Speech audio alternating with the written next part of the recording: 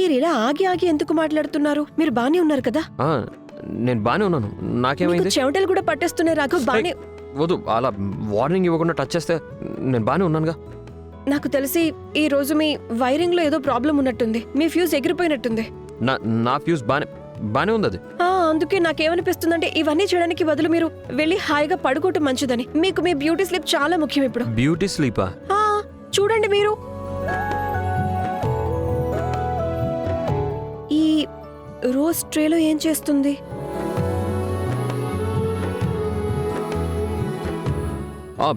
ఈ రోజు ట్రేలో ఏం చేస్తుంది?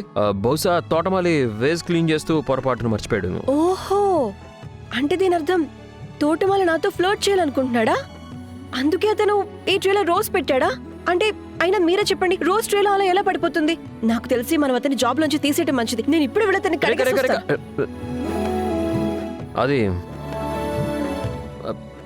పాపం అతను చాలా సింపుల్ మనిషి. ఎందుకు పాపం ఒకరు పొట్టగొట్టడం? రాఘవన్నయ్య, ఆ తోటమాలి ఈ రోజు వేజ్ లో పెట్టడానికి పువ్వులు తగ్గాయి అంటున్నాడు. పైగా అతను పువ్వులు మీరు తీసుకున్నారంటున్నాడు. అయినా మీరు పువ్వులు ఎందుకు తీసుకుంటారు?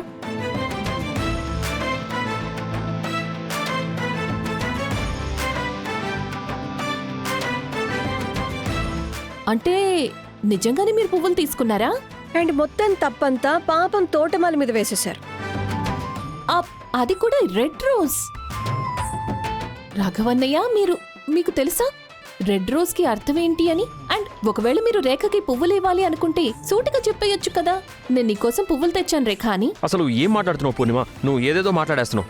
రేఖ, ఒకవేళ నేను నీ ప్లేస్ లో ఉండుంటే నేను ఈ రోజుని ఎప్పటికీ యాక్సెప్ట్ చేసేదాన్ని కాదు.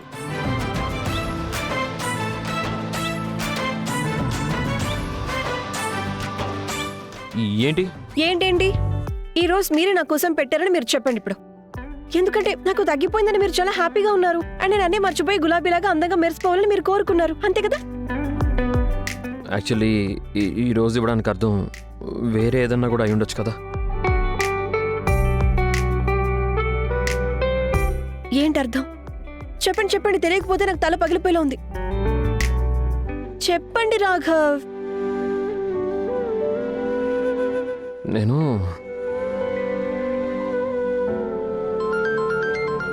ఇదిగో నీ బెస్ట్ ఫ్రెండ్ కాల్ చేస్తున్నాడు రేఖ. నేను తర్వాత మాట్లాడతాను, ముందు మీరు చెప్పండి. రేఖ,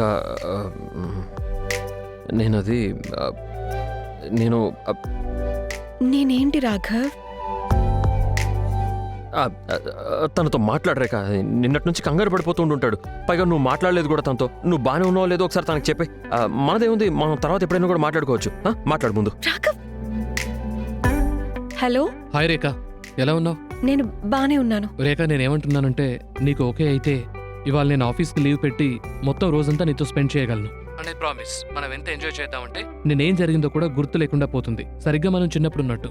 లేదు రోహిత్, రాఘవ్ నన్ను చాలా బాగా చూసుకుంటున్నారు.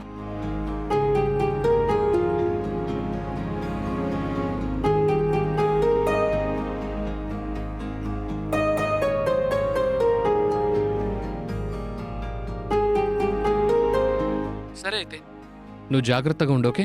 Thank you.